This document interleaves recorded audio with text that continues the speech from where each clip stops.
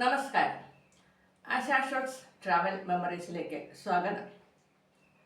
കഴിഞ്ഞ ദിവസം ഒരു യാത്ര പുറപ്പെടാനായി ഇറങ്ങിയപ്പോഴാണ് വഴിയരികിലുള്ള മീൻ കച്ചവടക്കാരനെ ശ്രദ്ധിച്ചത്. സ്ഥിരമായി മീൻ വാങ്ങിക്കുന്ന കച്ചവടക്കാരനാണ്. അതിനാൽ തന്നെ അയാളെ എന്നും ശ്രദ്ധിക്കാറുണ്ട്. ആസാമിൽ നിന്നും വന്ന നമ്മളുടെ സാധാരണ ഭാഷയിൽ പറയുന്ന അന്യസംസ്ഥാന തൊഴിലാളിയാണ്. നന്നായി മലയാളം സംസാരിക്കുന്ന ആ പയ്യൻ ഒരു ചെറുപ്പക്കാരനാണ്. ഇയാൾ നന്നായി മലയാളം സംസാരിക്കും. ആസാം ഭാഷ കലർന്ന മലയാളം നന്നായി സംസാരിച്ചിട്ടാണ് മീൻ വിൽപ്പന നടത്തുക. അയാളുടെ കയ്യിൽ നിന്ന് സ്ഥിരമായി ഞാൻ മീൻ വാങ്ങിക്കാറുണ്ട്. കഴിഞ്ഞ ദിവസം പോയപ്പോഴാണ് ഇയാളുടെ മുന്നൊരുക്കങ്ങൾ കണ്ടത്. കച്ചവടത്തിനായുള്ള മുന്നൊരുക്കങ്ങൾ. ഇന്നത്തെ സംസാരം അതിനെപ്പറ്റിയാണ്. വീഡിയോ കാണുന്നവർ സബ്സ്ക്രൈബ് ചെയ്യാനും ലൈക്ക് ചെയ്യാനും കമൻറ്റ് സെക്ഷനിൽ ഹൈപ്പ് ബട്ടൺ പ്രസ് ചെയ്യാനും ഓർമ്മപ്പെടുത്തുന്നു. കഴിഞ്ഞ ദിവസം യാത്ര പുറപ്പെടാനായി പോയി ഇരുന്നപ്പോൾ ബസ് സ്റ്റോപ്പിൽ ബസ് വരാൻ വേണ്ടി കാത്തിരിക്കുന്ന സമയം. ഈ സമയത്താണ് ഈ ആസാം ചെറുക്കൻ പയ്യൻ വന്നത്. അത് കച്ചവടം തുടങ്ങാൻ വേണ്ടി വന്നതാണ്. സ്ഥിരമായി കച്ചവടം നടത്താൻ ഇരിക്കുന്ന സ്ഥലത്ത് അയാളുടേതായ കുറേ അധികം ഉപകരണങ്ങൾ ഉണ്ട്. കുറേ അധികം പ്ലാസ്റ്റിക് പെട്ടികൾ. ഈ പെട്ടികളിലാണ് മീൻ കൊണ്ടുവരിക.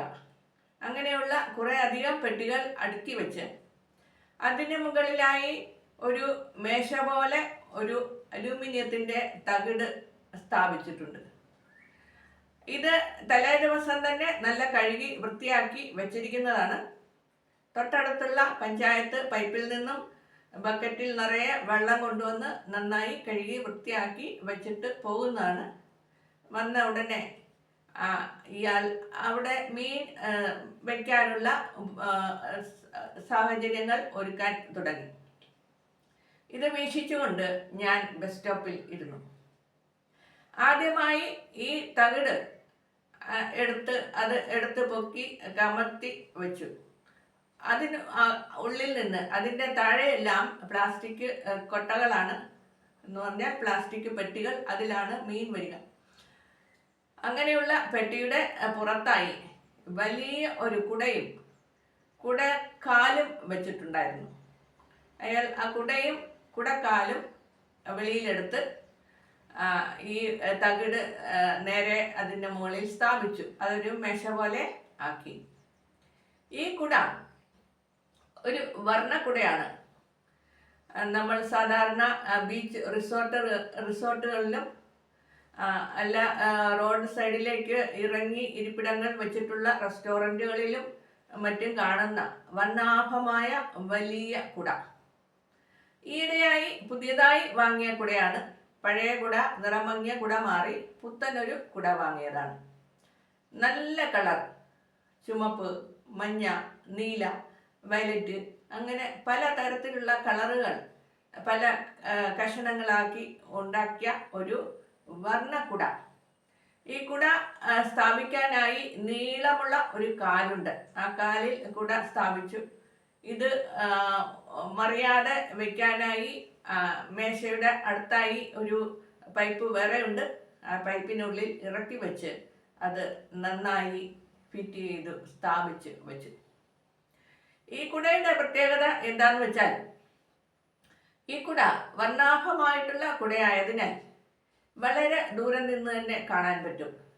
ഏത് ഡയറക്ഷനിൽ ഏത് സ്ഥലത്ത് നിന്നും ഈ കുട കാണാൻ പറ്റും. അത്ര പൊക്കത്തിലാണ് വയ്ക്കുക. കുട നിവർത്തി അവിടെ സ്ഥാപിച്ചിരിക്കുമ്പോൾ ചുറ്റുവട്ടത്തും 4 വശങ്ങളിലും നിന്നുള്ള ആൾക്കാർക്ക് കുട നിവർത്തി അവിടെ സ്ഥാപിച്ചിട്ടുണ്ടെങ്കിൽ അതിൻ്റെ അർത്ഥം ഇന്ന് മീൻ കച്ചവടം ഉണ്ടെന്നാണ്. കുടയില്ലെങ്കിൽ അന്നത്തെ ദിവസം മീൻ കച്ചവടം അവിടെ ഇല്ല. അതിനായിട്ടുള്ള ഒരു സിഗ്നലാണ്. ഈ മേശയുടെ സമീപത്തായി മറ്റൊരു പഴയ ഫ്രിഡ്ജ് വെച്ചിട്ടുണ്ട്.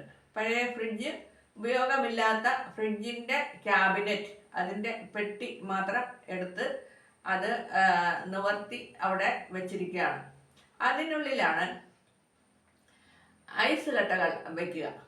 മീനിൽ വിതറാനുള്ള ഐസ് കട്ടകൾ വയ്ക്കാൻ വേണ്ടിയാണ് ഈ ഫ്രിഡ്ജിൻ്റെ പഴയ ഫ്രിഡ്ജിൻ്റെ പെട്ടി വെച്ചിരിക്കുക. ഈ ഐസ് കട്ട അതിനെ ചെറുതായി വെതറി ഇടാവുന്ന പോലെ ചെറിയ കഷണങ്ങളാക്കി വെച്ചതാണ്. ഈ ഐസ് കട്ടകളും അന്നത്തെ ദിവസം വിൽക്കാനുള്ള മീനുകളും ഒക്കെ വേറെ സപ്ലൈ ചെയ്യുന്ന ആൾക്കാർ ഉണ്ട്. വഴിയോര കച്ചവടക്കാർക്ക് സപ്ലൈ ചെയ്യുന്ന ആൾക്കാർ ലോറികളിൽ ഇതെല്ലാം കൊണ്ടുവന്ന് ഇവിടെ ഏൽപ്പിക്കും. പലതരം മീനുകൾ ഉണ്ടാകും. ഓരോ മീനുകളും ഓരോ കുട്ടയ്ക്കകത്ത് പ്ലാസ്റ്റിക് പെട്ടിക്കകത്ത് ഓരോ സ്ഥലത്തേക്കും ആവശ്യമുള്ള അത്ര മീനും ഈ ഐസ് കട്ടകളും വേറെ ലോറിയിൽ ആൾക്കാർ കൊണ്ടുവന്ന് അവിടെ ഏൽപ്പിക്കും.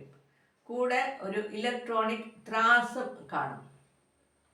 ഇതെല്ലാം വാങ്ങി വെച്ചതിന് ശേഷം ഈ പയ്യൻ ജോലി തുടങ്ങും. മീനുകൾ ഓരോ ദിവസത്തെയും ആവശ്യം അനുസരിച്ച് ഉള്ള മീനുകൾ, ലഭ്യത അനുസരിച്ചുള്ള മീനുകൾ കാണും. പലതരം മീനുകൾ ഉണ്ടാവും. ചെറിയ മീനും വലിയ മീനും, മത്തി, അയല, കിളിമീൻ, നെത്തോലി, തിലോപ്പിയ മുതലായ ചെറിയ മീനുകളും വറ്റ, മോത മുതലായ വലിയ മീനുകളും ഉണ്ടാകും.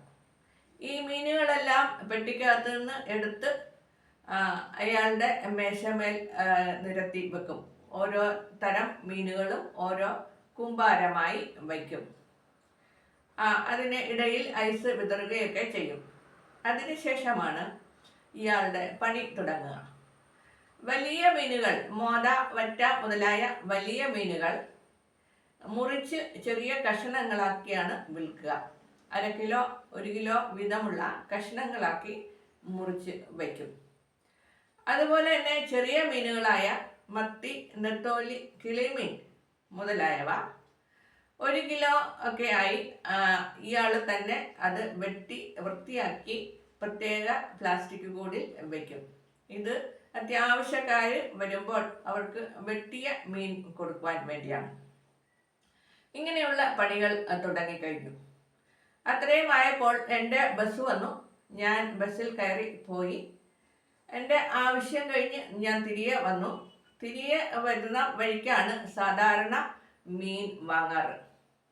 എന്നോട് നന്നായി മലയാളത്തിൽ വർത്തമാനം പറഞ്ഞ് സംസാരിച്ചുകൊണ്ട് എനിക്ക് വളരെ സന്തോഷമായി ഇയാൾ മീൻ തരാറുണ്ട്. ബെട്ട എന്ന് ചോദിക്കും. വെട്ടണോ എന്നാണ് ചോദിക്കുന്നത്. അങ്ങനെ ഞാൻ വെട്ടിക്കാറില്ല. ഞാൻ വാങ്ങിക്കൊണ്ടുവന്ന് വീട്ടിൽ വന്ന് തനിയെയാണ് ചെയ്യുക.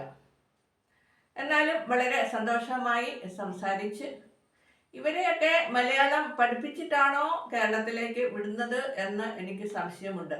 എന്ന് വെച്ചാൽ മലയാളികൾ സംസാരിക്കുന്നതിനേക്കാൾ വളരെ ഭംഗിയായി മലയാളം സംസാരിക്കുന്നു അന്യസംസ്ഥാന തൊഴിലാളികൾ. കഴിഞ്ഞ ദിവസം ഞാൻ പോയിട്ട് തിരികെ വന്നപ്പോൾ എനിക്ക് മീൻ വാങ്ങിക്കേണ്ട ആവശ്യമില്ലായിരുന്നു. അതിനാൽ തന്നെ ഞാൻ മീൻ വാങ്ങിയില്ല. എങ്കിലും ബസ് ഇറങ്ങിക്കഴിഞ്ഞാൽ ആദ്യം നോട്ടം ചെല്ലുന്നത് മീൻകാരൻ്റെ അടുക്കയാണ്. എന്തൊക്കെ മീനുകളുണ്ട് എന്ന് നോക്കിയിട്ടാണ് വരിക. ഞാൻ അങ്ങനെ നോക്കി. എന്നത്തെയും പോലെയുള്ള കാഴ്ച കണ്ടു. ഫോൺ ചെവിയിൽ വെച്ച് സംസാരിച്ചുകൊണ്ട് ഇരിക്കുന്നു. പണിയില്ലാത്ത സമയം, മീനിൻ്റെ കച്ചവടവും മീൻ വെട്ടലും ഒക്കെ ഉള്ള ജോലിയുടെ ഇടവേളകളിൽ എപ്പോഴും ഫോണിൽ കൂടെ സംസാരിച്ചുകൊണ്ടിരിക്കുകയാണ് ഈ പയ്യൻ്റെ ജോലി. നമ്മൾക്ക് മനസ്സിലാകാത്ത ഭാഷയിൽ, ആസാമിയാണോ ബംഗാളിയാണോ അറിയില്ല, ഏതോ ഭാഷയിൽ കലബല ആയിട്ട് ഫോണിൽ കൂടെ സംസാരിച്ചുകൊണ്ടേ ഇരിക്കും ഈ ജോലി ഇല്ലാത്ത സമയം.